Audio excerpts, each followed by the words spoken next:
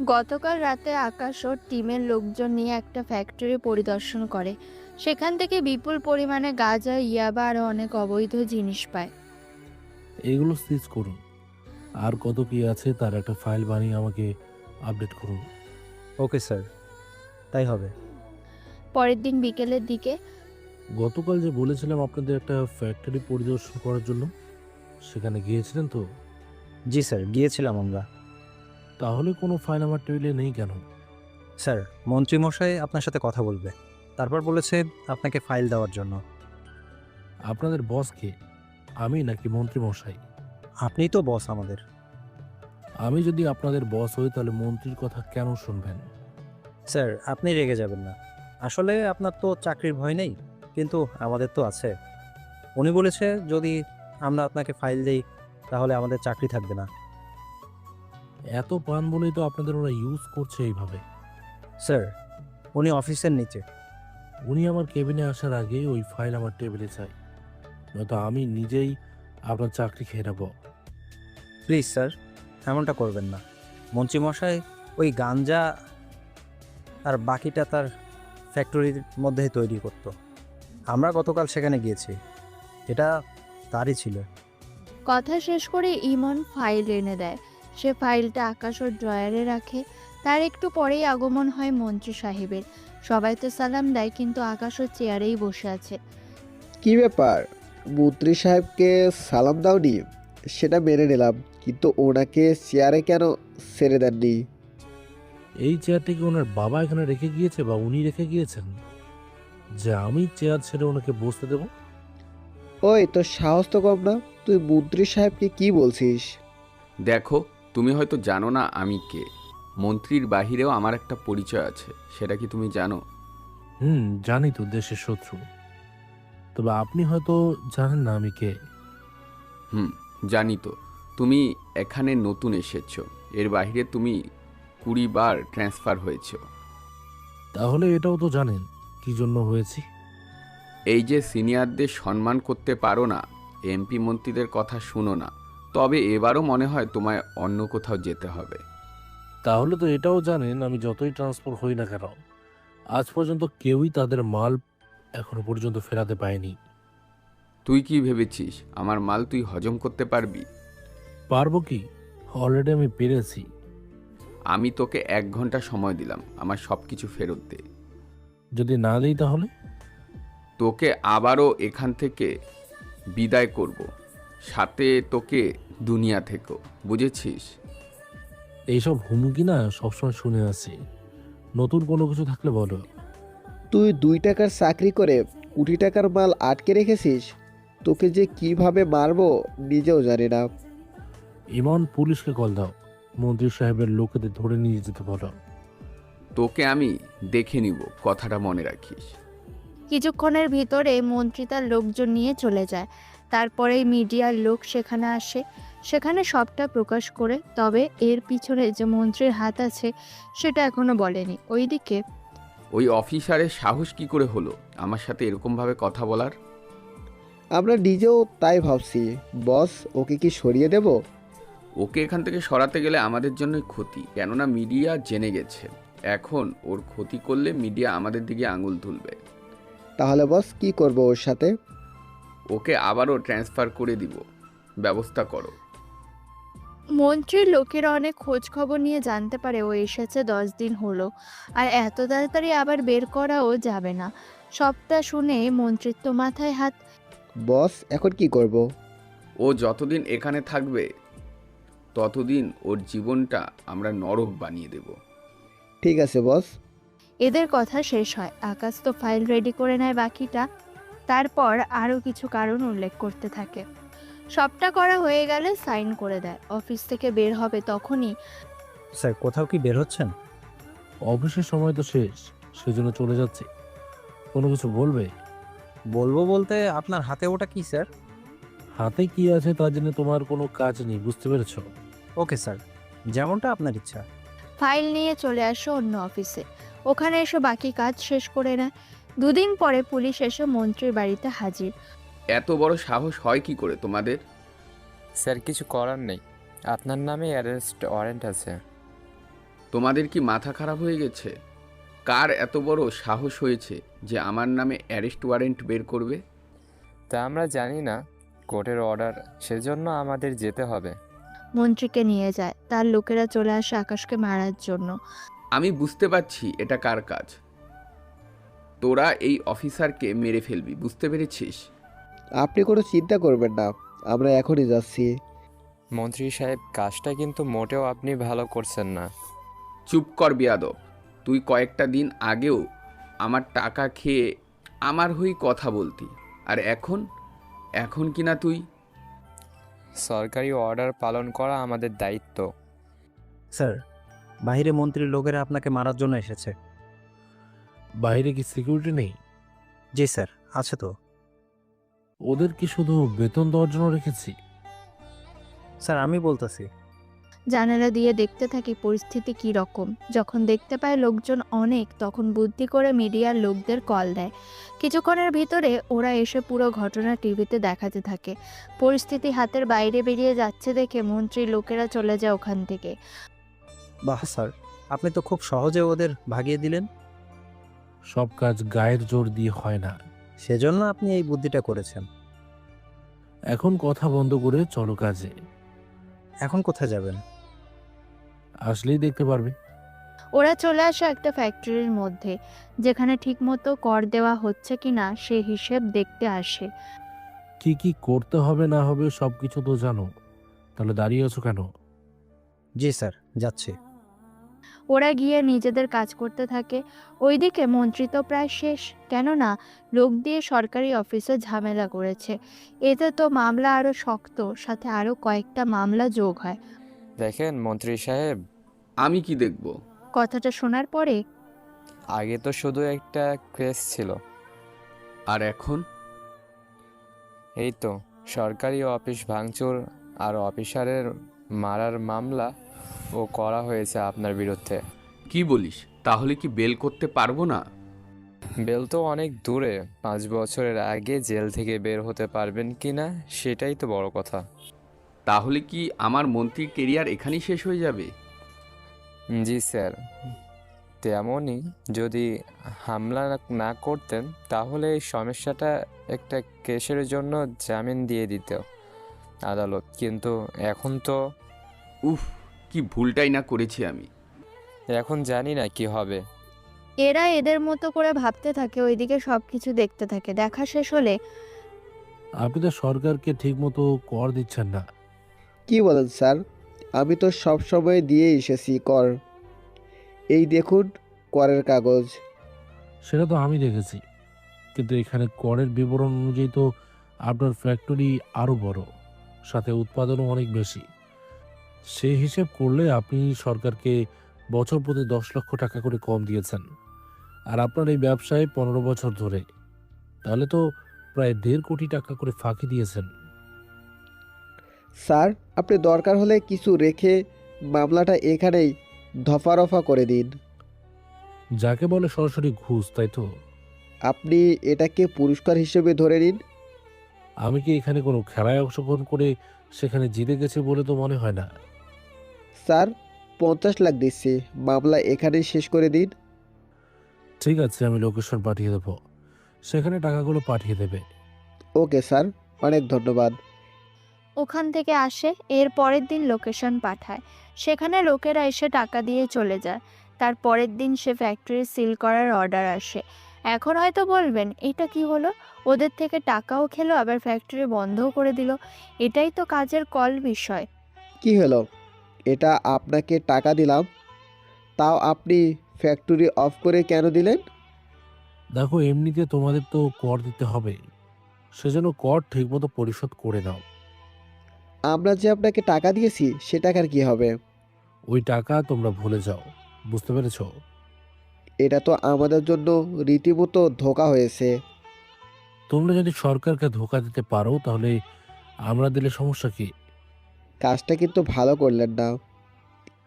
ভালো না খারাপ তা জানি না, নাই আমার জানার ইচ্ছে আছে। যা বলেছি তা করো, নয়তো ফ্যাক্টরি বন্ধ থাকবে ততদিন।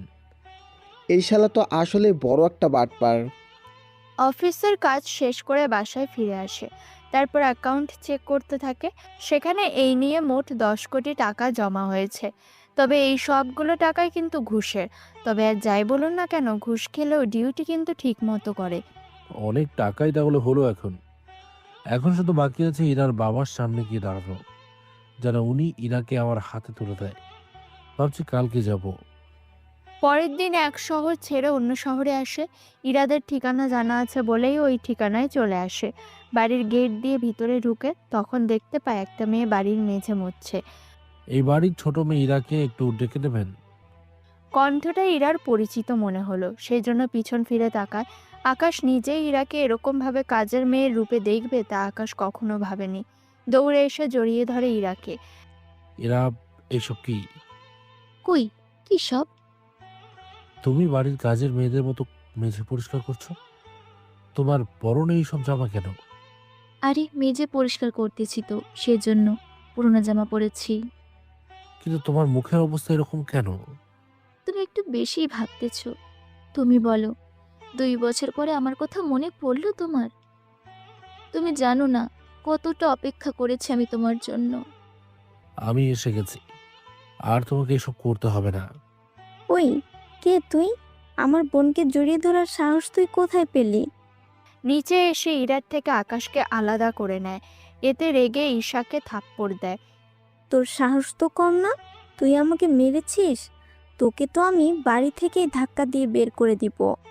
এরা তুমি এই পোশাকে আর তোমার বোন অন্যরকম পোশাকে, কি হয়েছে এরা আমাকে বলো। আপু, তাড়াতাড়ি করে মেঝে পরিষ্কার করে নে। মা যদি এসে দেখে তুই কাজ না করে ওর সাথে গল্প করছিস, তাহলে তো তোকে দেখে নিবে পরে। আমি তো কিছুই বুঝতে পারছি না। আমি তোমাকে পরে সব বুঝিয়ে বলবো, ঠিক আছে? ইরা কাজ শেষ করে তারপর আকাশকে নিয়ে উপরে আসে। রুম দেখে। এটা তো বাড়ির কাজের মেয়েদের মতো রুম করে রেখেছো তুমি। তুমি ওই দিন আমাদের বাড়ি থেকে যাওয়ার পরেই অনেক কাহিনী হয়ে গিয়েছিল। আমাকে বলো কি কি কাহিনী। তুমি যেদিন আমাদের বাড়ি থেকে চলে গেছো তারপরেই। ইয়া, তুই আকাশকে ভুলে যাবি। এটা কেমন কথা আব্বু? আমি যা বলেছি তাই হবে। তুমি তো ওকে 3 বছর সময়ও দিয়েছো। তোর কি মনে হয় ওই ছেলে 3 বছরে 10 কোটি টাকা জোগাড় করতে পারবে? কেন পারবে না বাবা? ও তো বলেছে পারবে। এত সহজ না। 10 কোটি কেন, 10 লাখও নিয়ে আসতে পারবে না। তার মানে তুমি ইচ্ছে করে ওকে এইসব বলেছো? ঠিক ধরেছিস। 10 দিনের ভেতরে আমি তোর বিয়ে দেব। 10 দিন পরে। তোমাদের আমি বলেছিলাম না আমি বিয়ে করব না? তারপরেও তোমাদের মাথায় বিষয়টা কেন ঢুকছে না? কিছুক্ষণ পরে বরযাত্রী চলে আসবে। নাজমা, ওকে রেডি করো। 1 মিনিট, বরযাত্রী আসবে মানে? বাড়িতে কোনো সাজানো হয়নি, ছেলে আমাকে দেখেনি, আমি ছেলেকে দেখিনি, তাহলে বিয়ে ঠিক হলো কখন? সব কিছু যে তোমাকে বলে করতে হবে এমনটা তো কথা নেই। তার মানে আমাকে জোর করে বিয়ে দেবে তুমি? দিব। নাজমা বেগম অনেক চেষ্টা করেও ইরাকে রেডি করতে পারেনি। ঈশাও চেষ্টা করে পারেনি। ওইদিকে বরযাত্রী চলে আসে। কি ব্যাপার রফিক, তোর মেয়ে কোথায় আর কতক্ষণ অপেক্ষা করব? এই তো অল্প কিছুক্ষণ, আমরা বরং বাকিটা রেডি করে নেই। আঙ্কেল, ইরা কি এখনো রাজি না?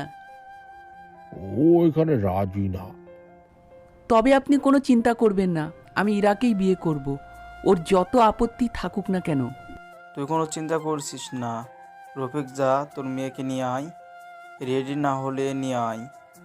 রফিক চৌধুরী ঈশাকে ইশারা দিলেও ইরাকে নিয়ে আসে। তবে ইরার চোখে পানি, কান্না করছে। আপু, কি করছিস তুই? কান্না থামা। এরা সাইন কর এখানে। আমি মরে গেলেও সাইন করব না। কেন করবি না সাইন? তুমি ভালো করে জানো আমি আকাশকে ভালোবাসি, আর ওকেই আমি বিয়ে করব। তুমি যতই কাউকে ভালোবাসো না কেন, আমি তোমাকেই বিয়ে করব। তোর মতো বেহায়া ছেলে আমি কখনোই দেখিনি। বিয়ের পর তো আরও বেহায়া হয়ে যাব। ছি, তোর মতো ছেলেকে বিয়ে করার চেয়ে মারা যাওয়াই অনেক ভালো। কিন্তু সেই সুযোগ তো পাবে না। আঙ্কেল খাতা দিন, ও সাইন করবে। খাতা এগিয়ে দেয়, তারপর ইরা সে খাতা ছিঁড়ে ফেলে। এতে কাশেম রেগে গিয়ে ইরাকে থাপ্পড় দেয়, তবে এতে ইরার বাবা মা কোনো কথাই বলেনি। বাহ, তোমরা কি আজও আমার বাবা মা? আমার না হলে আর কে হবে তোর বাবা মা? তোমাদের যদি মেয়ে হতাম তাহলে তো তোমরা এইরকম অবিচার আমাকে করতে পারতে না। তুই যদি ওকে বিয়ে না করিস তাহলে তুই এই বাড়ি থেকে বেরিয়ে যাবি। ঠিক আছে, বেরিয়ে যাব। কি করছেন আন্টি? ওকে বাড়ি থেকে বের করে দেওয়া যাবে না। তাহলে কি করব? ও তো বিয়েও করবে না। ওকে বাড়ির চাকরানি করে রাখবেন। যতদিন পর্যন্ত ও বিয়েতে রাজি না হবে ততদিন পর্যন্ত আপনারা ওকে চাকরানি করে রাখবেন। এত এত কষ্ট দিবেন যেখানে ও নিজের ইচ্ছেতেই বিয়ে করতে রাজি হবে একদিন আমাকে। ঠিক আছে, তাই হবে। তাহলে আপনারা আসুন, ও যখন রাজি হবে আপনাদের আমি জানাবো। ঠিক আছে কাসেম, চল তাহলে। আমি তো ওকে বিয়ে করেই ছাড়বো। ওরা চলে যায়। ইরাও ওর রুমের দরজা বন্ধ করে কান্না করতে থাকে, কেননা কোনোভাবে বিশ্বাস হয় না এরাই ওর বাবা মা। তবে আসলেও কি তাই, নাকি অন্য কোনো ঘটনা আছে, তা আপনারা সামনে জানতে পারবেন পরের দিন। ইরা, দরজা খোল। দরজা কেন খুলবো? চিন্তা করো না, আমি মরার জন্য চেষ্টা করব না। আমাকে আমার আকাশের জন্য বেঁচে থাকতেই হবে। দেখ ইরা, এখনো সময় আছে। তুই কাসেমকে বিয়ে কর। ওকে বিয়ে করলে তুই সব রকম সুখ ভোগ করতে পারবি। বললাম তো দরকার নেই। তাহলে আজ থেকে তুই এই বাড়িতে চাকরানির মতো থাকবি। কোনো রকম আরাম আয়েস তোকে দেওয়া হবে না। কিছুক্ষণের ভিতরে দরজা খুলে দেয়। একে একে ওর রুম থেকে সব জিনিস নিয়ে যায়, তারপর সস্তা কিছু জিনিস ওকে দেওয়া হয়। আজ থেকে বাড়ির সব কাজ তুই করবি, মনে রাখবি কথাটা। এরপর থেকে ইরার জীবনে কাল নেমে আসে। সবাই ওর সাথে খারাপ ব্যবহার করতে থাকে, যা আপনারা জানতে পেরেছেন। সবটা শুনছিল। ইরার কথা শুনে আকাশের চোখে পানি গড়াতে থাকে, যা ইরা নিজেও খেয়াল করেনি। সামনে তাকিয়ে, তুমি কাঁদছো কেন? কথাটা শুনে আবারও জড়িয়ে ধরে কান্না করে দেয়। দেখো, আমি ঠিক আছি, শুধু শরীরের ঠিক মতো যত্ন নিতে পারিনি। সেজন্য অনেকটা কাজের মেয়েদের মতো চেহারা হয়ে গেছে। যাই হোক না কেন, তোমাকে আমার থেকে কেউ আলাদা করতে পারবে না। কিন্তু বাবা মা? আমি তোমাকে এখনই আমার সাথে নিয়ে যাব। তা এত সহজ না। কাশেমের লোকেরা আমাকে সবসময় পাহারা দেয় বাড়ির বাহিরে। ওরা যদি জানে? বললাম তো, ওরা কিছু জানলেও আমাদের কোনো ক্ষতি ওরা করতে পারবে না। তুমি তোমার সব কিছু গুছিয়ে নাও। ইরা সবটা গুছিয়ে নেয়। তারপর ওরা বের হয়। তখন ইরার বাবা এসে পথ আটকায়। আমার মেয়েকে তো তুমি নিয়ে যেতে পারবে না। ও তাই নাকি? তা আপনি আটকাবেন আমাকে? হ্যাঁ, আমি আটকাবো। কোন অধিকারে আটকাবেন? আমি ওর বাবা, আর ও আমার মেয়ে। দেখুন, পথ থেকে সরে দাঁড়ান, নয়তো এর ফল অনেক খারাপ হবে। কি ক্ষমতা আছে তোমার? আমি কি করতে পারবো তা আপনি স্বপ্নেও ভাবতে পারেন না। ও তাই নাকি? তুমি হয়তো জানো না তুমি কার সামনে দাঁড়িয়ে কথা বলছো। আপনি হয়তো জানেন না, যদি আপনি ইরার বাবা না হতেন। কি করতে তুমি? তোমার এত বড় সাহস, তুমি আমাকে ধমকাচ্ছ? এখানে মেরে ফেলবো, সেজন্য রাস্তা থেকে সরে দাঁড়ান। ইরার বাবা সরে যায়নি বলে ধাক্কা দিয়ে সরিয়ে দেয়। এতে ইয়া, যাস না আমাদের ছেড়ে। আমরা তোর বাবা মা। তোমাদের মতো বাবা মা যেন কোনো মেয়ের না হয়, বুঝতে পেরেছো? তুই যাস না। ছাড়ো আমাকে। নাজমা বেগমের হাতটা সরিয়ে দিয়ে ওই বাড়ি থেকে বের হয়ে আসে। রফিক চৌধুরী কাশেমকে কল দিয়ে জানিয়ে দেয়। কাশেম ওর লোকজন নিয়ে রেল স্টেশন চলে যায় খোঁজার জন্য। তোমাকে আমি আবার পাবো, এটা আমি ভাবতেও পারিনি। তুমি আমার জন্য 2টা বছর এত কষ্ট করেছ, সে কষ্টের প্রতিদান আমি দেব না? সেটা কি করে হয় বলো? আমাকে ছেড়ে চলে যাবে না তো? ছেড়ে দেওয়ার হলে এখানে আমি ফিরে আসতাম না। আচ্ছা, তুমি আমার সাথে যোগাযোগ কেন করোনি? আমাকে তো ফোন ব্যবহার করতে দিত না, তুমি তো নাম্বারও চেঞ্জ করে ফেলেছো। ভুলটা আমারই হয়েছে। আমি তোমার সাথে যোগাযোগ করতে গিয়েও পারিনি। থাক সেসব কথা, এখন তুমি আমার পাশে আছো, এতেই আমার হবে। অন্য কোনো কিছু আমার চাই না এখন আর। তোমাকে নিয়ে আগে আমি বিয়ে করব, তারপর তোমাকে ঘরে তুলব। আমার পরিস্থিতি তুমি দেখেছো? এইরকম ভাবে তো যে কেউ দেখলে মুখ ফিরিয়ে নেবে। যে যাই বলুক, আমি তোমাকে কিছু না বললেই হলো। ঠিক আছে। ট্রেন ছাড়ার 10 মিনিট আগে কাশেম ওর লোকজন নিয়ে ইরাকে খুঁজে বের করে। আকাশ, এখন কি করব? ভয় পেও না, আমি তো আছি। তুই তাহলে সেই ছেলে যার কারণে ও আমাকে বিয়ে করেনি? তুই সে ছেলে যে আমার ইরাকে এত কষ্ট দিয়েছে। তোকে আজকে মেরে আমি ইরাকে বিয়ে করব। তোর কি মনে হয় তা এত সহজে হবে? তোরা কি দাঁড়িয়ে কথা শুনবি নাকি ওকে মেরে ইরাকে নিয়ে আমার কাছে আসবি? জি ভাই, আনছি। ওরা 5 জন ছিল, অনেক সহজে ওদের মেরে ওখানেই শুইয়ে দেয়। কাশেম আসে মারতে, ওকেও ইচ্ছে অনুযায়ী মারতে থাকে। এতে কাশেমের হাত একটা ভেঙেছে, সাথে পা। তোদের দুজনকে আমি ছাড়বো না। আমাদের নাগালে পেলে তো ছেড়ে দিবি? ভালো কথা বলতে ভুলে গেছি। কি কথা বল। এই ল্যাংড়া অবস্থায় তুই বাকি জীবন চলবি কি করে? আমি কিভাবে চলবো তা তোকে ভাবতে হবে না। ওই দেখ পিছনে, কি আছে পিছনে? তাকিয়ে দেখ আগে। পিছনে তাকিয়ে দেখে পুলিশ আসছে। ওরা এসে আকাশ আর ইরাকে ধরে ফেলে। তুই কি ভেবেছিস এত সহজেই যেতে পারবি এখান থেকে? অফিসার, ওদের থানায় নিয়ে যান, আমাকে হসপিটালে পাঠানোর ব্যবস্থা করুন। পুলিশ ওদের কোনো কিছু বলতে না দিয়ে আকাশ আর ইরাকে থানায় নিয়ে আসে, এনেই লকআপে ঢুকিয়ে দেয়।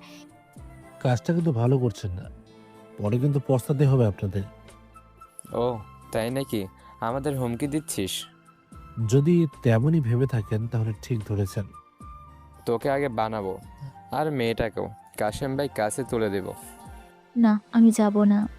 যেতে তো তোকে হবেই। ও কোথাও যাবে না, তবে আপনাকে কোথাও যে পাঠাবো সেটাই আমি ভাবছি, বুঝতে পারছেন? তুই জানিস তোর সাথে কি কি করতে পারি? কিছুই করতে পারবেন না। তুই জানিস এটা আমার থানা।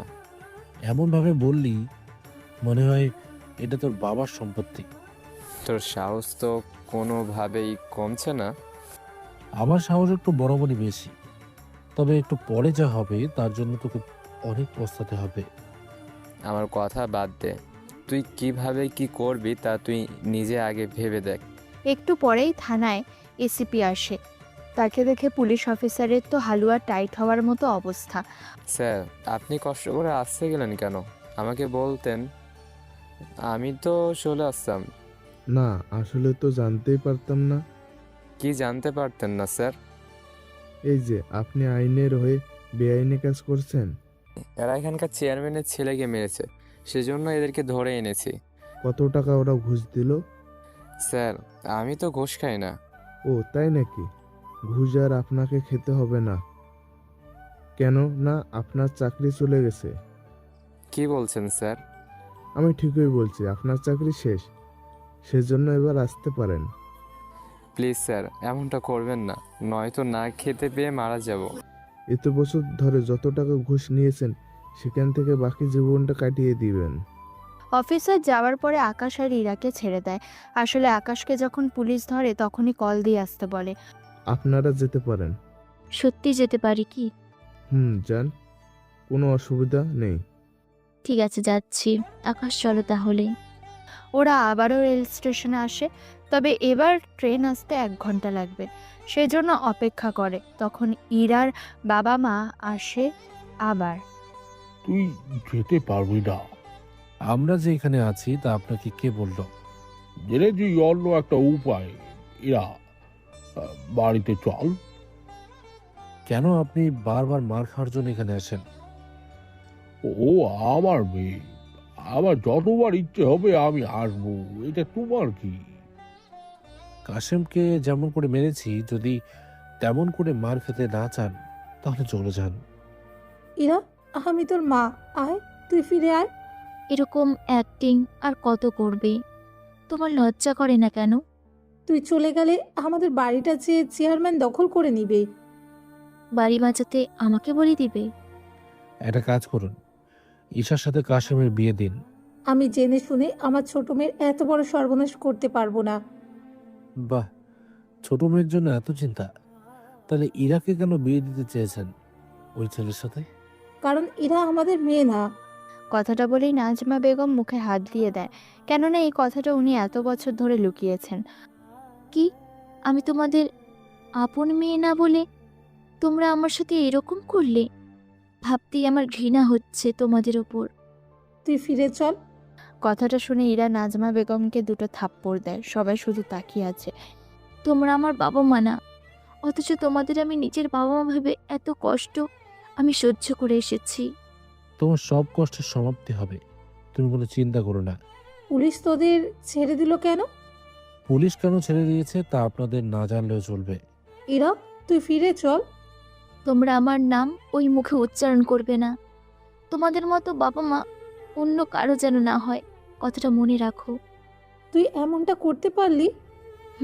পেরেছি, সেজন্য কোনো কথা না। কিছুক্ষণ পরে ট্রেন চলে আসে। ওরা ট্রেনে উঠে পড়ে। পুরো ট্রেন জার্নিতে ইরা আকাশের কোলে মাথা রেখে ঘুমিয়ে পড়ে। কয়েক ঘন্টা পরে ট্রেন ওদের গন্তব্যে এসে থামে।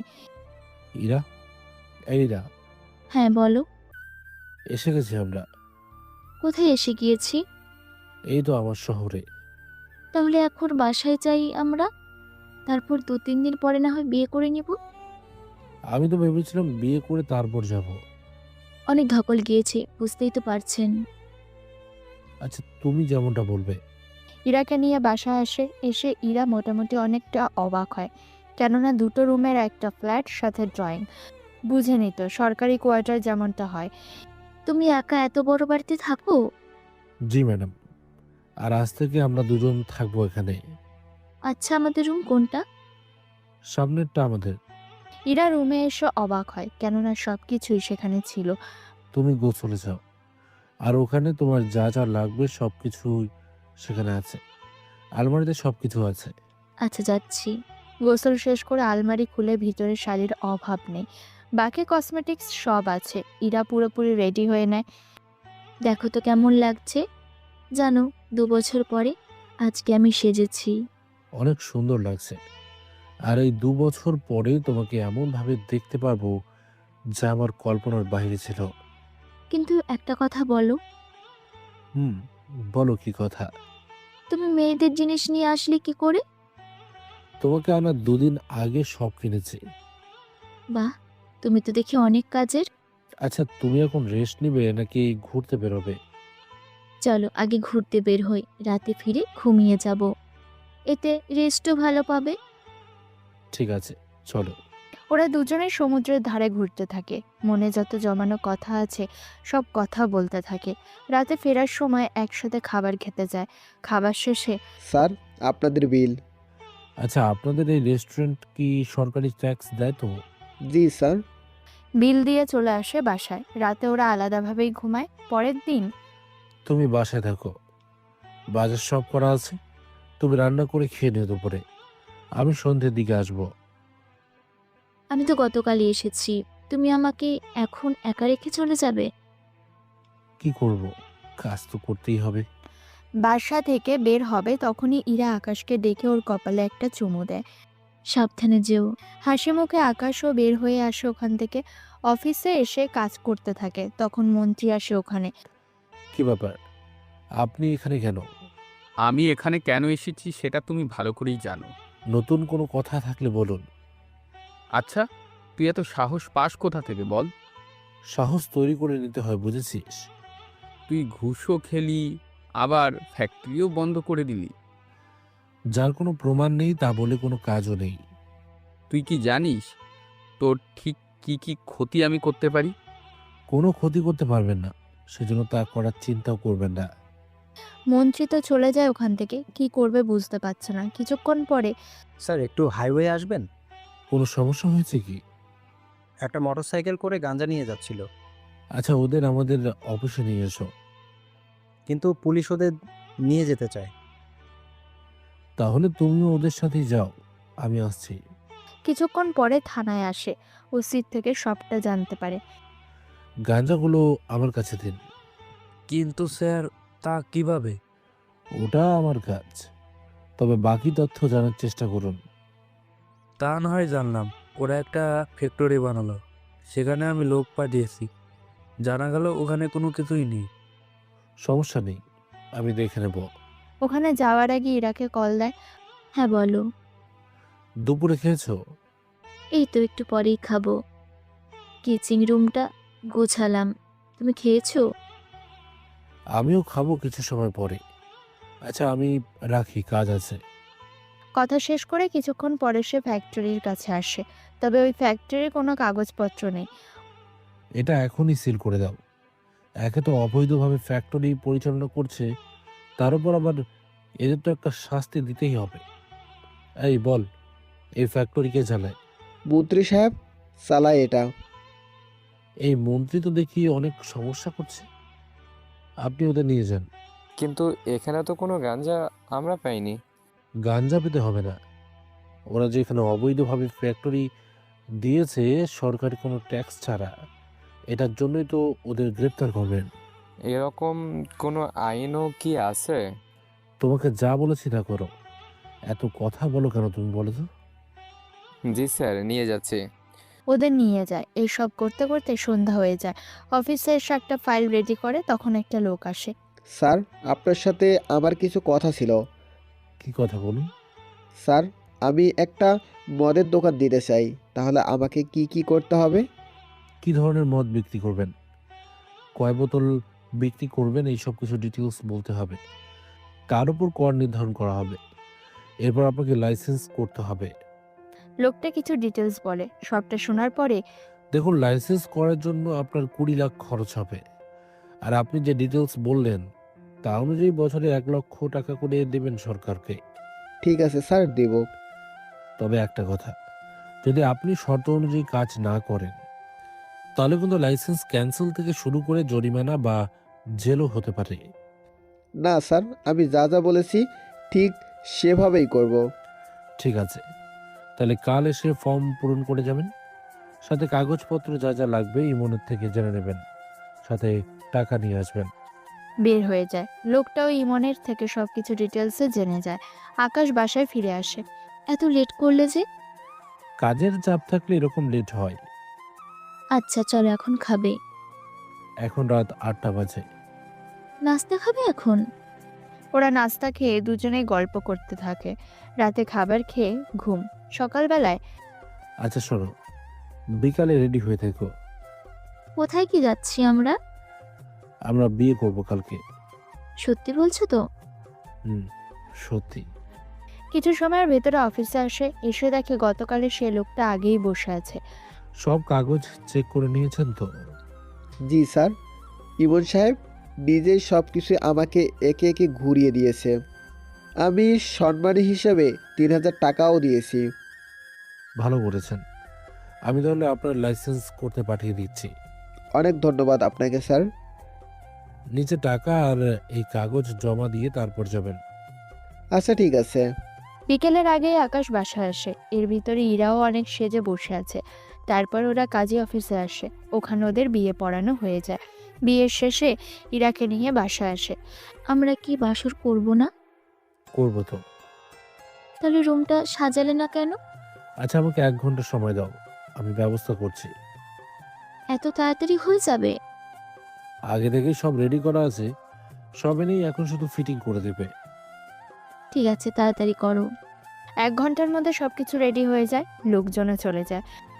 তো ম্যাডাম, এবার তুমি রেডি তো? কিসের জন্য? বাসর করার জন্য। আমি যখন বললাম বাসর করব। 1 ঘন্টা আগেও তো বললে তুমি বাসর করবে। বলেছি তো। বাসর আমি একা একা করব? হ্যাঁ, এটা আবার কেমন বাসর? বাসর একা একা কেমনি করে? আমার সাথে তুমি থাকলে তুমি নিজেই বুঝে যাবে। দেখি কিভাবে একা একা বাসর করি। একটা কোলবালিশ এনে দাও। আচ্ছা তুমি কি ঠিক ধরেছ। বিয়ে করেছো আমাকে আর বাসর করবে কোল বালিশ নিয়ে? এটা তো হবে না। এত বছর ধরে তো কোলবালিশ সাথে ছিল, তুমি তো ছিলে। এখন থেকে যে কোল বালিশের জায়গায় আমি থাকবো? মোটেও না। বাকি আর কিছু বলার আগেই ইরার ঠোঁট দুটো আকাশ ওর আয়ত্ত করে নেয়। তারপর আর কিছুই ইরার মনে নেই। সকালে উঠে ইরা গোসল করে নাস্তা বানাতে চলে যায়। কিছুক্ষণ পরে আকাশও ফ্রেশ হয়ে কিচেন রুমে আসে, পিছন থেকে ইরাকে জড়িয়ে ধরে। কি করছো? দেখো না তোমাকে কিভাবে আঁচড় দিচ্ছি। কই, আমি তো ওইখানে দাঁড়িয়ে আছি তোমার সামনে। সেই তো তোমার ভাগ্য, নয়তো এই আটার গোলার মতো তোমাকেও যদি এরকম করতে পারতাম। বাহ, কত শখ তোমার। শত হোক, তোমার বউ বলে কথা। আচ্ছা তুমি একটু অপেক্ষা করো, আমি তোমাকে নাস্তা বানিয়ে দিচ্ছি। চলো, আমি তোমাকে সাহায্য করি। তুমি পারবে তো? যখন তুমি ছিলে না তখন তো এইসব আমিই করতাম। কি বলো? তাহলে তো আমার জন্য ভালোই হলো, দুজনে মিলে আমরা কাজ করব। তুমি চাইলে কাউকে কাজের জন্য রেখে দিই। কোনো দরকার নেই, এমনিতে লোক রাখলে কত টাকা দিতে হবে তুমি কি জানো? তার চেয়ে ভালো আমরা দুজনেই কাজ করব, এত টাকাও বাঁচবে। ঠিক আছে। ওরা দুজনে নাস্তা বানাতে বানাতে অনেক খুনসুটি করতে থাকে। নাস্তা খেয়ে আমি আসি, তুমি বরং রুমে থাকো। ইরার কপালে একটা চুমু দিয়ে বেরিয়ে আসে অফিসে, এসে কাজ করতে থাকে। এভাবে কয়েকটা দিন যেতে থাকে। মন্ত্রী আবারও একটা জায়গায় যাচ্ছিল, সে গাড়িটা এসে দাঁড় করায়। কি হয়েছে? আবার গাড়ি কেন থামালে? আমি বলেছি থামাতে। তোর সাহস তো কম না, তুই আবারও গাড়ি থামিয়েছিস। তো একটা কাজ করো, গাড়ির কাগজপত্র আমাকে দেখা, সাথে রোড ট্যাক্সের কাগজ। তুই জানিস না আমি মন্ত্রী, এইগুলো সরকারি গাড়ি। জানি তো। সরকারি ব্যবহার করলে যে গাড়ির রোড ট্যাক্স দিতে হবে সেটা কি জানিস না? তোকে গাড়ি ফ্রিতে দেওয়া হয়েছে, ট্যাক্স ফ্রি করে দেওয়া হয়নি। আমি কিন্তু তোর চাকরি খেয়ে দেব। এত সহজ না। যদি এমনটা হতো তুই আরো আগে খেয়ে নিতি। এখন কথা বন্ধ কর আর ট্যাক্স দে তাড়াতাড়ি। যদি আমি না দিই? তোকে গাড়ি থেকে নামিয়ে দেব। তুই কিন্তু বড্ড বাড়াবাড়ি করছিস। বাড়াবাড়ি এখনো কিছুই দেখিসনি। তুই ট্যাক্স দিবি নাকি গাড়ি থেকে নামবি? একজন মন্ত্রীর সাথে কেউ এভাবে কথা বলে? তোর মতো অজাতের মন্ত্রীর সাথে কেউ এর চেয়ে ভালো ব্যবহার করবে না। কত টাকা ট্যাক্স দিতে হবে বল?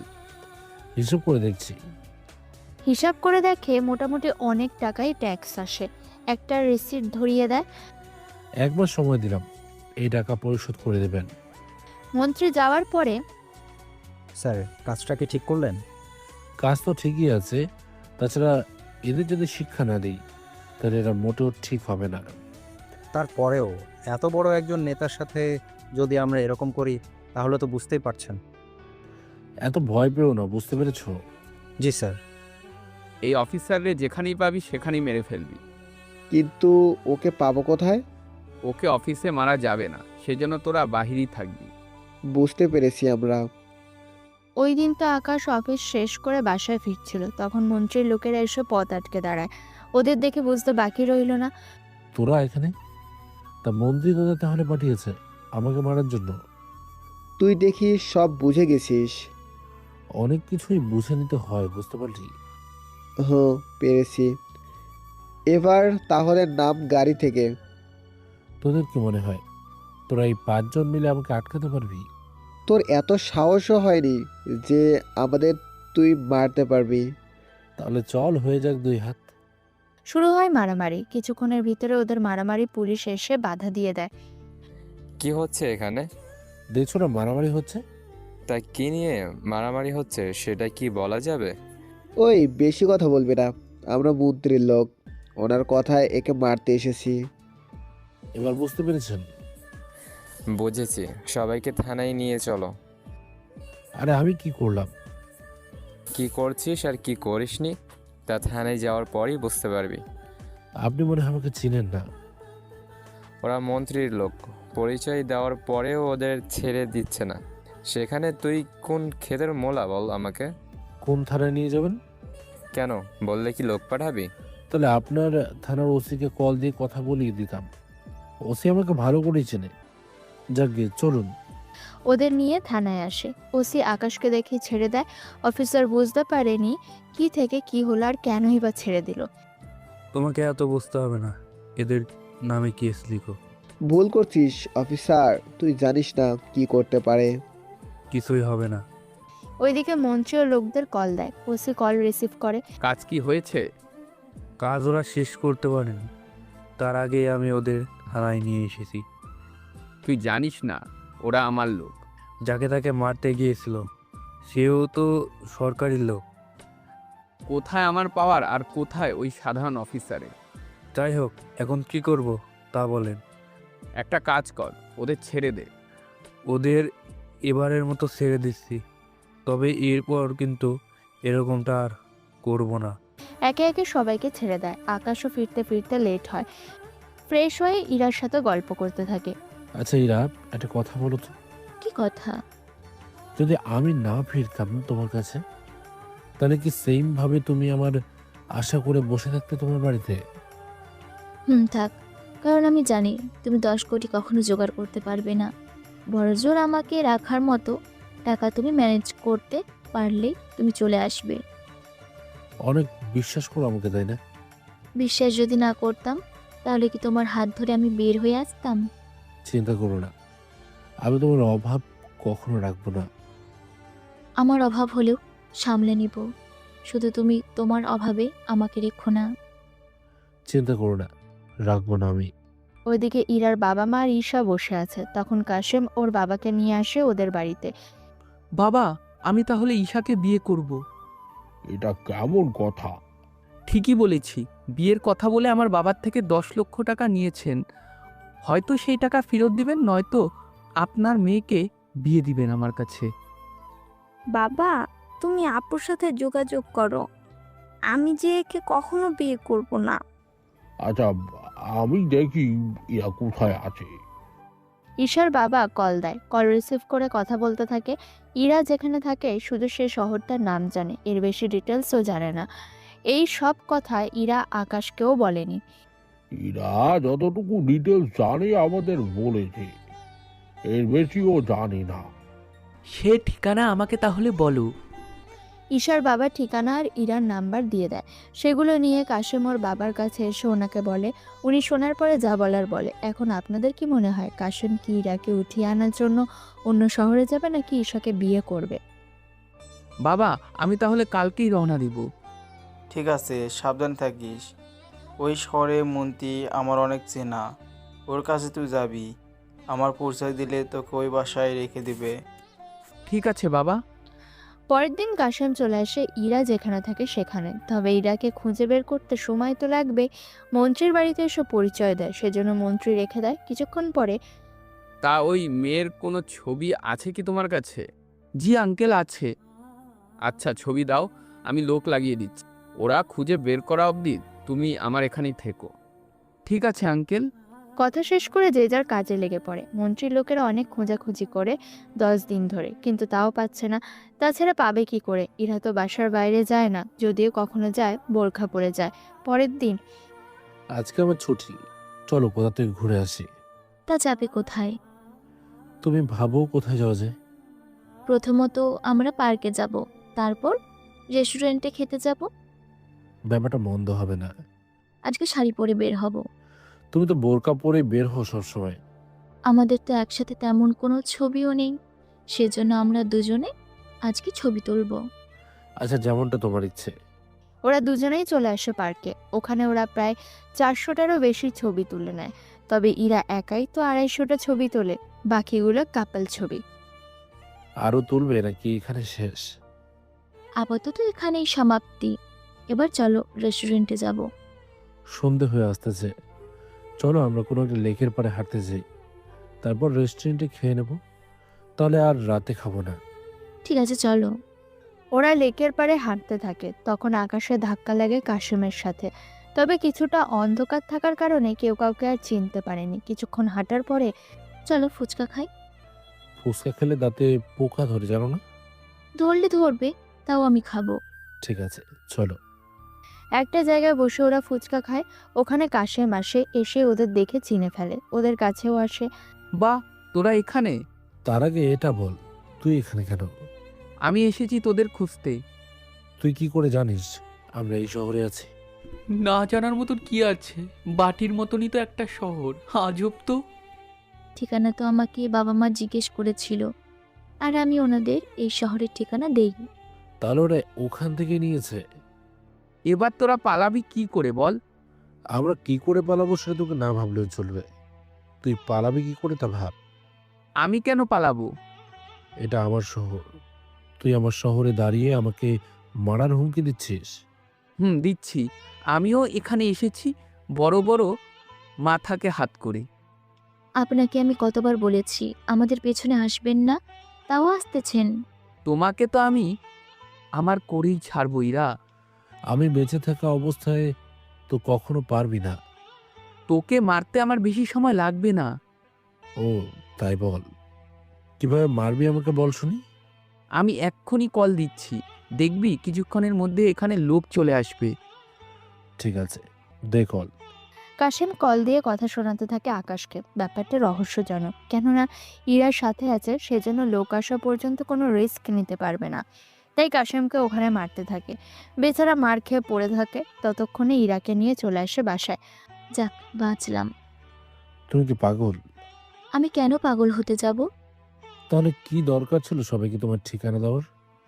আমি তো বুঝতে পারিনি, ভাগ্য ভালো বাসার ঠিকানা দেইনি।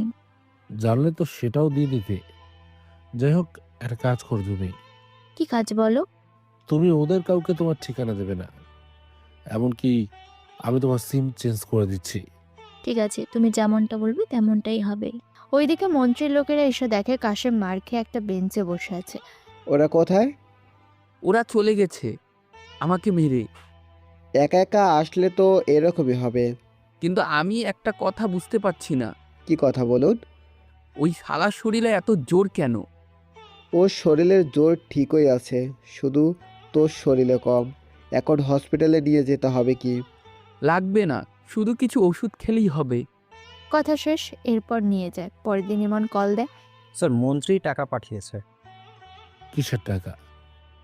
ওকে যে জরিমানা করা হয়েছে সে টাকা লোক দিয়ে পাঠিয়েছে। টাকাগুলো নাও আর কোষাগারে জমা করে দাও। ঠিক আছে স্যার।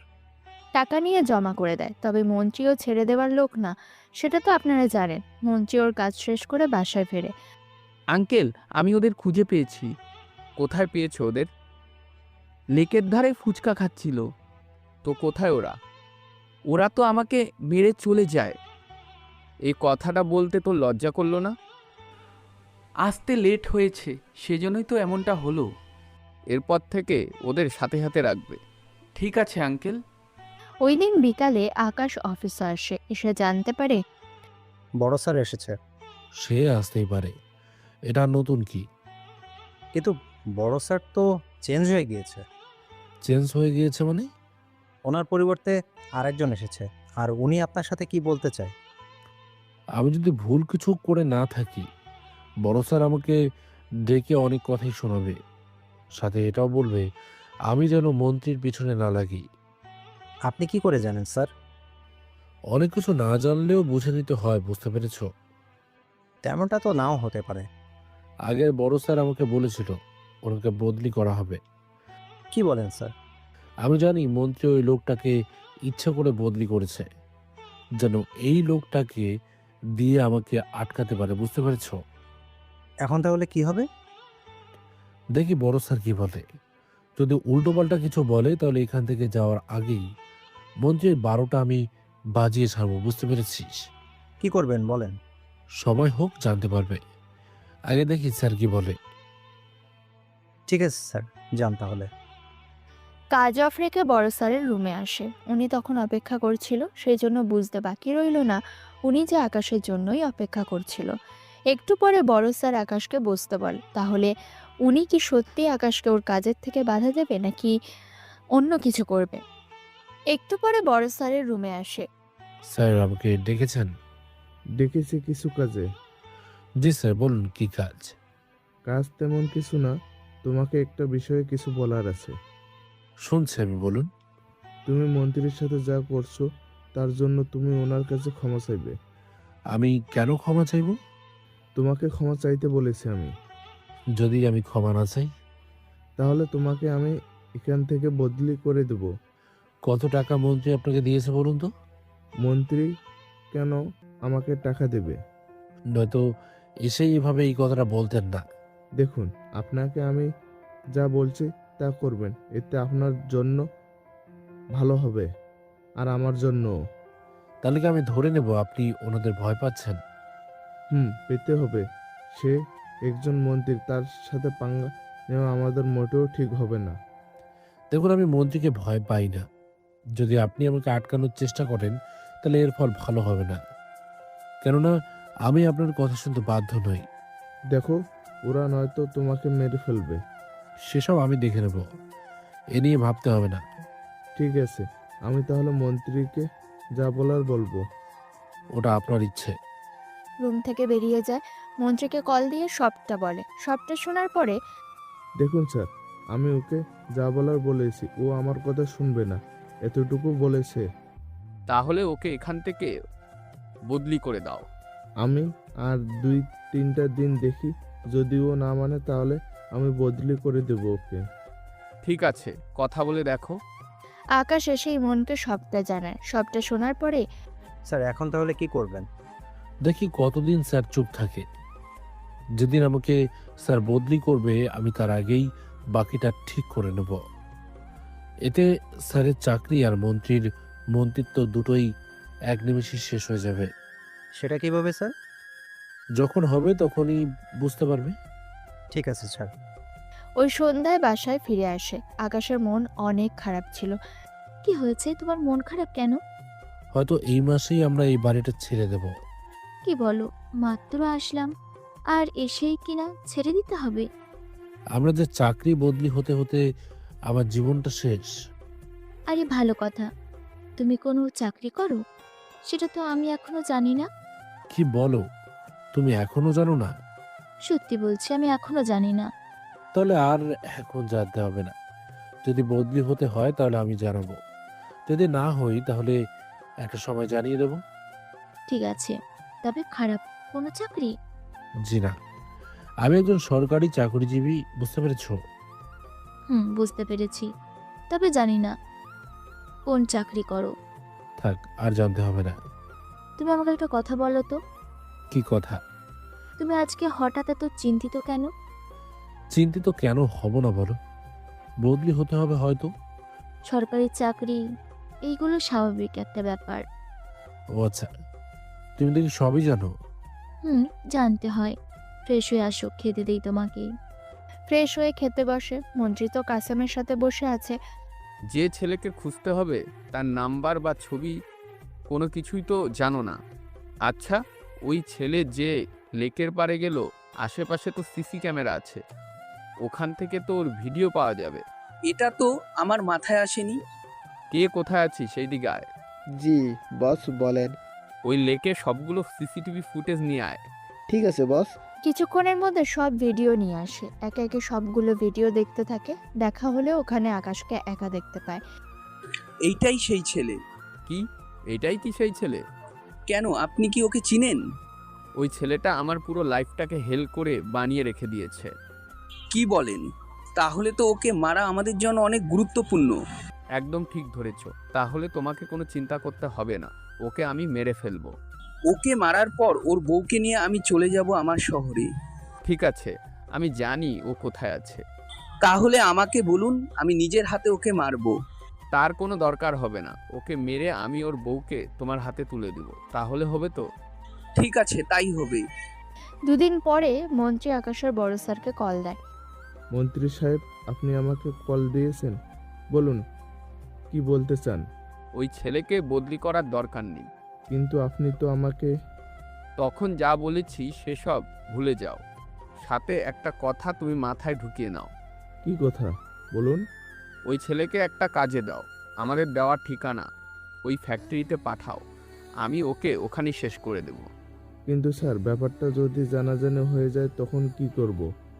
কোনো কিছুই জানাজানি হবে না, এই নিয়ে চিন্তা করতে হবে না। ঠিক আছে মন্ত্রী সাহেব। পরের দিন মন্ত্রী ঠিকানা দেয়। সেজন্য বড় স্যার এসে ওই ঠিকানা দিয়ে আকাশকে ওখানে যেতে হবে। আমি তাহলে টিম নিয়ে যাচ্ছি। টিম নেওয়ার কি দরকার, তুমি একাই যাও। কি বলেন, একা কিভাবে যাই? ঠিক আছে, তাহলে আমি 2-3 জনকে সাথে করে নিয়ে যাও। ঠিক ঠিক আছে স্যার। চারজনকে সাথে নিয়ে সে ঠিকানায় যায়। তবে বড় স্যারের কথাগুলো আকাশের কাছে মোটেও সুবিধার মনে হয়নি, সেই জন্য সাথে কিছু পুলিশও নেয়। তবে ওদের কিছুটা সাবধানে থাকার জন্য বলে। আমরা 4 জন প্রথমে ভিতরে যাব। যদি ভিতরে এসে কোনো ঝামেলা দেখি, তোমাদের যখনই সিগন্যাল দেব তখনই তোমরা চলে আসবে। ঠিক আছে স্যার, তাই করব। তবে আপনারাও সাবধানে থাকবেন। কেন? ভিতরে কোনো কিছু কি জানো তোমরা? জানি বলতে তবে এতটুকু জানি 2 মাসের আগেও এ ফেব্রুয়ারির ভিতরে হামলা হয়েছিল। চিন্তা করো না, দেখি কি হয়। তবে তোমরা অ্যালার্ট থাকবে, বুঝতে পেরেছো? জি, চিন্তা করবেন না। ইমন, চলো তাহলে। ওরা ভিতরে আসে, এসে দেখে পরিস্থিতি নর্মাল। মানে কিছু লোক সিগারেটের সাথে গাঁজা মিক্স করে প্যাকেট করছিল। তোমরা দুটোই মিক্স করলে, এত কম দামে বিক্রি করলে তো লস হবে। তার চেয়ে ভালো দুটোই আলাদা করে বিক্রি করতে পারে। তোরা কে? ভিতরে আসলি কি করে? কিভাবে এসেছে সেটা বড় কথা নয়। বড় কথা হলো তোমরা যে কাজে লাইসেন্স করিয়েছো, সে কাজটা আগে ঠিকমতো না করে এখানে এইসব করছো। তোমাদের পারমিশন কে দিল? আমাদের পারমিশন লাগে না, বুঝতে পারলি? যা এখান থেকে। দেখেছেন স্যার, এদের মধ্যে কোনো ভয় নেই। সেটা দেখছি। একটা কাজ করো, পুরো ফ্যাক্টরি বন্ধ করে দাও, আর সাথে এই সব কিছু ভিডিও করে দাও। ঠিক আছে। পুরো ঘটনা ভিডিও করে। সে সময় ফ্যাক্টরির লোকদের ওদের রুমে যেতে বলে। ওরাও রুমে এসে ওদের যা কিছু আছে সে সব কিছু নিজেদের কাছে রেখে দেয়। একটু পরে ওরা বের হয়ে হামলা করে বসে। যদিও আকাশ ভালো করেই জানে, সেই জন্য সেই ফাঁকে পুলিশদের ভিতরে নিয়ে এসেছিল, যেন ওরা কোনো কিছু করলেই এরা সামাল দিতে পারে। ওরা আক্রমণ করতে যাবে তখনই কেউ যদি হামলা করেছো তাহলে সরাসরি গুলি করে দেবে। কথাটা শুনে লোকগুলো ওখানেই দাঁড়িয়ে যায়। ওরা বুঝতে পারছে না কি করবে না করবে, শুধু তাকে পুলিশ দেখতে পায়। আরে, আমরা তো কিছু করিনি। হাতে চুরি আর লাঠি নিয়ে দাঁড়িয়ে আছিস, আবার বলছিস কিছুই করছিস নি। সত্যি বলছি, কিচ্ছু করিনি আমরা। ওদের সবাইকে থানায় নিয়ে চল। কিছু হাবিলদার ওদের গাড়িতে নিয়ে যায়, বাকি পুলিশ। ওরা যে মন্ত্রীর লোক সেটা আমি জানি, আর আমাদের স্যার এখানে আমাদের পাঠিয়েছে আমাদের মারার জন্য। ওনাকে কি গ্রেপ্তার করব? এইটুকু অপরাধ তো ওনাকে গ্রেপ্তার করলে উনি সহজে বেরিয়ে যাবে। তাহলে কি করবেন ভাবছেন? ভাবছি আমরা নিজেরাই ওনাকে শাস্তি দেব। ঠিক আছে, আমরা চলি। ওই ফ্যাক্টরিতে যা কিছু পেয়েছে সব কিছু নিয়ে চলে আসে ওখান থেকে। অফিসে আসার পরে আকাশ ইমন ওর স্যারের কাছে আসে। তোমরা এত লেট করলে যে? আমি তো ভেবেছিলেন আমরা মারা গেছি, তাই তো? আরে এরকমটা ভাবতে কেন যাব? যথেষ্ট কারণ তো আছে। কি বলতে চাও তোমরা? বলতে চাই, আমাদের ইচ্ছে করে ওই ফ্যাক্টরির মধ্যে পাঠিয়েছেন যেন মন্ত্রীর লোকেরা আমাদের মেরে ফেলতে পারে। এটা যে আমি করছি তার কি প্রমাণ আছে? প্রমাণ তো আছে, প্রমাণ ছাড়া তো আমি কথা বলতে আসিনি। কথাটা শুনে স্যার ঘামতে থাকে, সাথে অনেকটা ঘাবড়ে যায়। কি করবে না করবে কোনো কিছুই ভেবে পাচ্ছে না। এইসব ফালতু কথা। তবে আপনি যে কাজটা করেছেন, দ্বিতীয়বার যদি সেম কাজ করেন তাহলে আপনাকে মেরে ফেলতে আমি 1 মিনিটও সময় নেব না। তুমি কি আমাকে হুমকি দিচ্ছ? একদম ঠিক ধরেছেন। আমিও দেখি তুমি কি করে এই অফিসে থাকে। দেখেন, সমস্যা নেই তো, তবে দেখতে দেখতে আপনি নিজেই না হাওয়া হয়ে যান। রুম থেকে বেরিয়ে আসে। স্যার তো টেনশনে পড়ে যায়। পুলিশ তো ওই লোকগুলোকে অনেক মারতে থাকে। ওরা পরবর্তীতে মন্ত্রীর নাম নেয়। পুলিশ মন্ত্রীকে ধরে আনে থানায়। মন্ত্রীও এবার অফিসারের নাম বলে। এতে আকাশের স্যারকেও গ্রেপ্তার করা হয়। তবে এই সব কিছু ঘটতে প্রায় 7 দিন লেগে যায়। এখন ওরা সবাই জেলে, তবে কাশেম অনেক আগে ও শহরে পালিয়ে যায়। ওদের জেল হওয়ার পরে ইমন, তাহলে আজ থেকে তুমি আমার জায়গায় থাকবে। কিন্তু স্যার আপনি? আমি অন্য শহর যাব। এখানে তো সবকিছু ঠিক করলাম, এবার অন্য শহরে এসে ওই শহরটাকে ঠিক করব। ওই দিন অফিস শেষ করে চলে আসে ওখান থেকে বাসায়। এসে দেখে ইরার সবকিছু গোছানো শেষ।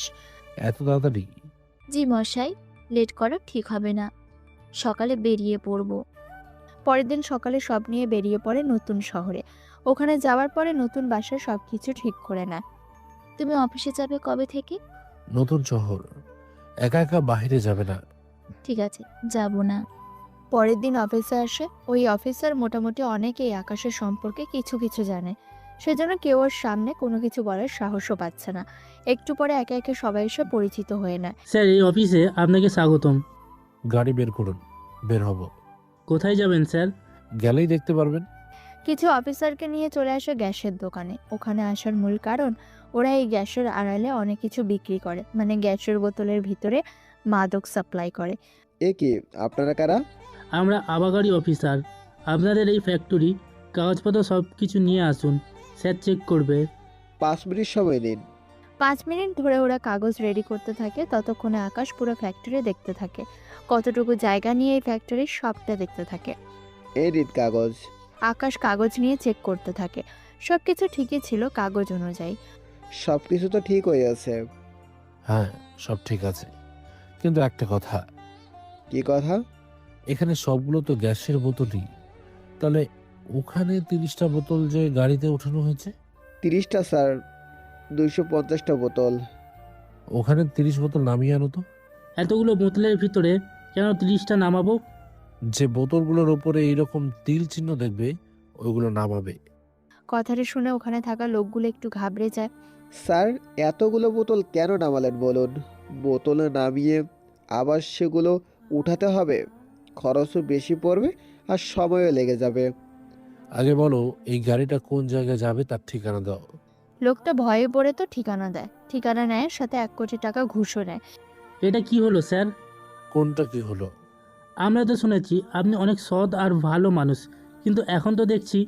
আমার কাজের ধরন তুমি এখনো বুঝতে পারোনি। যদি বুঝতে পারতে তাহলে এই কথাটা বলতে না। এখানে যে ঠিকানা আছে সেখানে যাব কিছু সময় পরে। ওখানে কেন যাবেন? আগে আসো, তাহলে বুঝতে পারবে আমি কেন এরকমটা করেছি। 1 ঘন্টা পরে ওই ঠিকানায় আসে। ওখানেও সেমভাবে কাগজপত্র দেখাতে থাকে, যেন কেউ কিছু বুঝতে না পারে। একটু পরে ওখানেও তো সব কিছু ঠিক আছে। গাড়ি থেকে বোতলগুলো ওরা নামিয়ে নিক, তারপর বাকিটা দেখছি। একটু পরে এক এক করে সবকিছু নামাতে থাকে গাড়ি থেকে। সেগুলো ভিতরে রাখে আর ওই 30টা বোতল আলাদা করে রাখে। দেখলে তো, ওরাই আলাদা করে রেখে কাজটা সহজও করে দিল। আপনি কি করতে চাচ্ছেন আমি ঠিক বুঝলাম না। কথাটা শেষ করতেই ওখানে পুলিশ চলে আসে। স্যার, আমাদের ডেকেছেন। এই বোতলগুলো ভাঙুন। স্যার, এটা কি করছেন? এগুলো ভাঙলে তো সব ব্লাস্ট হয়ে যাবে। সেগুলো আমি দেখে নেব, তোমরা এগুলো ভাঙো এখনই। ওরা এক এক করে ভাঙতে থাকে। প্রতিটা বোতল থেকে নেশা দ্রব্য পাওয়া যাচ্ছে। এতে ওই দোকান থেকে লোকজন পালাতে যাবে, তখনই পুলিশ ওদের ধরে ফেলে। আমাদের আপনার থানায় নিয়ে যান, আমরা এইগুলো অফিসে নিয়ে যাচ্ছি। ওরা ওদের মতো করে নিয়ে আসে। ওদের তো থানায় ইচ্ছা মতো মারতে থাকে, যেন ওরা সবটা স্বীকার করে। কিছুক্ষণ পরে স্যার, সব কিছু কোষা করে জমা করে দিয়েছি। এবার একটা ফাইল তৈরি করে হেডকোয়ার্টারে পাঠিয়ে দাও। একটা কথা বলবো কি স্যার? তুমি ওই টাকা নিয়ে তো জিজ্ঞেস করবে, তাই না? জি স্যার। দেখো, যে কাজটা আমার করার দরকার সেটা আমি করেছি। মাঝখান থেকে কিছু টাকা রোজগার হলো আর কি। তবে চিন্তা করো না, সেখান থেকে তোমাদেরও দেবো। সত্যি বলছেন স্যার? সেজন্য তোমাদের 10 জনকে 20 লক্ষ দিলাম। সত্যি স্যার, এটা আপনার দয়া। আপনি টাকা খেয়েও নিজের কাজটা ঠিকভাবে করে থাকেন। একদম ঠিক ধরেছ। ওইদিকে যার মাল ধরেছে সে একজন রাজনৈতিক নেতা। সে এসেছে থানায়। আমার লোকদের ধরার সাহস পেলি কোথায় থেকে? সরি স্যার, আমাদের জানা ছিল না ওরা যে আপনার লোক। ওদের এখনই ছেড়ে দে। তা এখন সম্ভব না স্যার। কেন সম্ভব না? ওদের জন্য আবগারি অফিসার ধরেছে। ওরা যতক্ষণ পর্যন্ত না বলবে ততক্ষণ পর্যন্ত ছাড়তে পারবো না। যদি ছেড়ে দেয় তাহলে আমার চাকরি চলে যাবে। আমার মাল কোথায়? সেটাও ওদের কাছে। ওদের অফিসে ঠিকানা দে, আমি যাচ্ছি ওদের অফিসে। ঠিকানা নিয়ে ওদের অফিসে চলে আসে। তারপর বাকি কাজ করতে থাকে। তখন আকাশ বাইরে ছিল। অফিসারের কল দিয়ে আসতে বললে তখন আসে অফিসে। কল কেন করেছো? আফজাল সাহেব, আপনার সাথে কথা বলতে চাই। কে এই আফজাল? উনি এই শহরের সরকারি দলের নেতা। নেতা হলো সরকারি, আর সব কাজ করে বেসরকারি মতো, তাই তো? ওই কথা বন্ধ কর, আর আমার লোকদের ছেড়ে দেওয়ার বল, সাথে আমার মাল ছেড়ে দে। যদি না ছেড়ে দেওয়ার জন্য বলি তাহলে কি করবি? কি করব সেটা তুই বুঝতে পারবি। একটা কলে তোর চাকরি যাবে। সেটা সম্ভব হবে না। কেন হবে না? আমাকে কেন বদলি করা হয়েছে যদি এই প্রশ্ন কেউ আমাকে করে, আমি তোর নাম নেব। তুই আমাকে তুই করে বলছিস? হুম, বলছি। তোর মতো নেতার তো বেঁচে থাকার কোনো অধিকার নেই। তোর সাহস দেখি অনেক বেশি। সেটা তো বরাবরই বেশি। এই আর নতুন কি বল? ঠিক আছে, আমিও দেখে নিব তোকে। নেতা চলে যায়, তখনই আকাশের ইরার কথা মনে পড়ে। কেননা এরা তো বাসায় একাই থাকে। তার উপর সরকারি কোয়ার্টার যদি ঠিকানা নিয়ে কোনোভাবে এরার উপর কেউ আক্রমণ করে, তাহলে কি করব ভেবে তো পাচ্ছি না। একটা কাজ করি, সরকারি কোয়ার্টার ছেড়ে অন্য কোনো জায়গায় উঠে পড়ি। যেই ভাবা সেই কাজ। ওই দিনই বাসা চেঞ্জ করে নেয়। উফ, এতবার বাসা চেঞ্জ করা লাগে? এতদিন আমি একা থাকতাম, সেজন্য আমার কোনো ভয় ছিল না, কিন্তু এখন অনেক ভয় তোমাকে নিয়ে। বুঝছো আমি কি বলছি? তাই বলে বাসা চেঞ্জ করলে কি সমাধান হয়ে যাবে? হুম, যাবে। কেননা বাসা চেঞ্জ করলে ঠিকানা কেউ জানবে না, সেজন্য তোমার উপরে কেউ আক্রমণও করতে পারবে না। কিন্তু সরকারি কোয়ার্টার তো বেশি সেফ। কিন্তু ওখানে তোমার নিরাপত্তা হবে না। তাছাড়া যাই হোক, আমাকে ছাড়া বাইরে কোথাও যাবে না। ঠিক আছে, যাব না। ওই দিন নেতা ওর লোকদের নিয়ে বসে আছে। কিছুক্ষণ পরে বস কিছু তো বলেন। ওই শালা তো মরতেই হবে। কখন মারবো? কয়েকদিন পরে মেরে ফেলবো, যেন কেউ বুঝতে না পারে কে ওকে মেরেছে। সত্যি নেতা, কত বুদ্ধি আপনার মাথায়। বুদ্ধি আছে বলেই তো আজ আমি এখানে। পরের দিন আবার রাস্তা দিয়ে হেঁটে যাচ্ছিল, তখন কিছু ছেলে এসে আকাশের সামনে দাঁড়ায়। তোমাদের তো চিনলাম না। আমাদের চিনে আপনার কাজ কি? তাহলে রাস্তা আটকে কেন দাঁড়িয়ে আছো? ওই দিকে যেতে হলে আপনাকে গাড়ির কাগজপত্র দেখাতে হবে। তোমরা কি সরকারি লোক যে তোমাদের সবকিছু দেখাতে হবে? না দেখালে এখানে মারা শুরু করব আপনাকে। আকাশ ওদের কাগজ দেখায়, ওরা এরপর যেতে দেয়। কিছুক্ষণ পরে একটা রাস্তা দিয়ে যাচ্ছে, ওখানে দূরে একটা দোকান থেকে কিছু ছেলে কিছু একটা কিনছিল, সেজন্য ওই দিকে যায়। তবে ওই ছেলেগুলো কোনো প্রতিক্রিয়া নেই। এই তোমরা কি করছো? আমরা কি করেছি না করেছি তা জেনে আপনার কি কাজ? তোমরা এই দোকান থেকে গাঁজা আর মদ কিনছো? তাতে আপনার কি? যে কাজে এসেছেন সে কাজ করে জানতো। আকাশ বুঝতে পারলো এদের সাথে এখন কথা বলে কোনো কাজ নেই, সেজন্য চলে আসে ওখান থেকে। পরের দিন অফিসার আর পুলিশ নিয়ে চলে আসে ওখানে। কি ব্যাপার স্যার, আপনারা এখানে কেন? তোর দোকানে গাঞ্জা আর মদ বিক্রি করছিস। কোন শালা আপনাদের এত বড় ভুয়া নিউজ দিয়েছে? উনি নিজের চোখে দেখেছে। সামনে থেকে অফিসার সরে যায়, এতে লোকটা আকাশকে দেখে চিনতে পারে। ততক্ষণে ওই ছেলেটাও আসে ওখানে। আপনি রাতের ওই লোকটা না? কি ভেবেছিলেন পুলিশ নিয়ে এসে আমাদের ধমকাবেন আর আমরা তাকিয়ে তাকিয়ে দেখব? তা কিন্তু হবে না, বুঝতে পেরেছেন? দাঁড়িয়ে না থেকে দোকান তল্লাশি করো। আমরা করতে দিব না। যে বাধা দেবে তাকেই গুলি করবে, বাকিটা আমি বুঝে নেব। এবার ছেলেটা ঘাবড়ে গেল। দোকানদারও চুপ করে আছে, কোনো কিছু বলছে না। তল্লাশি করে অনেক মদের বোতল আর গাঁজা পাওয়া যায়। দোকানদার আর এই ছেলেকে নিয়ে চলো। ছেলে থেকে বাকিদের নাম জানা হবে, আর দোকানদার থেকে সাপ্লাইয়ের নাম। ঠিক আছে স্যার। ওদের থানায় নিয়ে আসে, সাথে দোকানের সব মাল বের করে। দোকান সিল করে দেওয়া হয়, কেননা এই দোকানটা কলেজের পাশে ছিল। লোকটা কলেজের ছেলেদের টার্গেট করে তাদের ভবিষ্যৎ নষ্ট করছিল, যা আপনারা বুঝতে পেরেছেন। ওদের নিয়ে আসার পরে অনেক ছেলের নাম জানতে পারা যায়, কিন্তু যখন দোকানদারকে জিজ্ঞেস করে, স্যার আমার কোনো দোষ নেই, তোকে কি? আমাকে তো নেতা কমিশন দেয় এইগুলো বিক্রি করার জন্য। বুঝতে পেরেছি, সব তাহলে তোর নেতার কাজ। হ্যাঁ, উনি যা বলে তাই তো হয়। একটা কাজ কর, এখানে সাইন কর। কিসের কাগজ এটা? পড়ে দেখ, তাহলে বুঝতে পারবি কিসের কাগজ এটা। লোকটা পড়ে দেখে মোটামুটি অনেকটাই বুঝতে পারে। সবটা বোঝা হলে, আমি এখানে সাইন করে দিলে নেতা তো আমাকে মেরে ফেলবে। যদি তুই সাইন না করিস তাহলে তো তোকেই আমরা কোর্টে চালান করে দেব। সত্যি বলছেন তো? আমাকে ছেড়ে দিবেন? ছেড়ে দেব। লোকটা সাইন করে দেয়। সাইন করা হয়ে গেলে সবটা কাগজ গুছিয়ে নেয়, কেননা নেতাকে ধরতে হলে আরও কিছু সাক্ষী তো লাগবেই। ওইদিকে কাশেম ইরার খোঁজে এই শহরে চলে আসে। এসে প্রথমে নেতার সাথে হাত মেলায়, কেননা নেতার বন্ধু হয় চেয়ারম্যান, মানে কাশেমের বাবা। তুমি একটা মেয়ের জন্য এত কিছু করতেছো কেন? ওই মেয়ের পিছনে আমি অনেক সময় নষ্ট করেছি, সেজন্য আর করতে চাই না। ঠিক আছে, আমি ওই মেয়েকে খুঁজে বের করে দিব, তবে এখন আমার কিছু কাজ আছে। কি কাজ আঙ্কেল? একটা ছেলেকে মারতে হবে। এই আর নতুন কি কাজ? আপনারা কিছু লোক দিন আর ঠিকানা দিন, আমি নিজে ওকে মেরে আসবো। কি বলো? তাহলে তো আমার জন্য ভালোই হয়। তাহলে কবে কি করতে হবে বলেন, আমি করে নিচ্ছি। ঠিক আছে, কাল তাহলে যাও। পরের দিন কাশেম কিছু লোক নিয়ে সরকারি অফিসে আসে। নেতার লোক আকাশকে দেখিয়ে দেয়। ওকে দেখে তাহলে তুই এখানে, ভালোই হলো। তুই দেখি আমার পিছু ছাড়বি না? যতদিন বেঁচে আছিস ততদিন পিছু ছেড়ে দিব কি করে বল? তাহলে তোকে পুরোপুরি এবার মেরে ফেলবো, তাহলে সব শেষ হয়ে যাবে। আমার সাথে এতগুলো লোক দেখার পরেও তোর কি একটুও ভয় হচ্ছে না? ভয় কেন হবে? এখন তোর যে অবস্থা করব তার জন্য তুই নিজেও তো দাঁড়িয়ে থাকবি। লোকজন মিলে মারতে আসে, তবে আকাশও ওদের মারে। ওদের লোকজন বেশি থাকা আকাশ পেরে ওঠেনি। ততক্ষণে পুলিশ চলে আসে আর কাশেমকে নিয়ে যায় সাথে করে। ওদের ইচ্ছে মতো সাহায্য করুন। ওদের নিয়ে যায়। আকাশও হসপিটাল আসে, চিকিৎসা করিয়ে বাসায় ফিরে আসে। এমন অবস্থা দেখে তোমার এই অবস্থা কি করে হলো? আরে সামান্য একটু আঘাত। কি বলো সামান্য? মাথায় ব্যান্ডেজ আর তুমি বলছো সামান্য? কিচ্ছু হবে না। তাছাড়া আমাকে পথে ছিনতাইকারী ধরেছিল, ওদের সাথে মারামারি করার ফলে। কি দরকার ওদের সাথে মারামারি করার? যা চাইছে দিয়ে দিতে। আচ্ছা, এরপর থেকে আর মারামারি না করে দিয়ে দেবো। ঠিক আছে, তুমি বসো, আমি তোমার জন্য নাস্তা নিয়ে আসতেছি। কিছুক্ষণ পরে নাস্তা নিয়ে আসে, এনে আকাশকে খাইয়ে দিতে থাকে। ওইদিকে নেতা থানায় এসে কাশেমকে ছাড়িয়ে নেয়। কাজটা ঠিক মতো করতে পারলে না। পুলিশ না আসলে তো সব কিছু হয়েই যেত।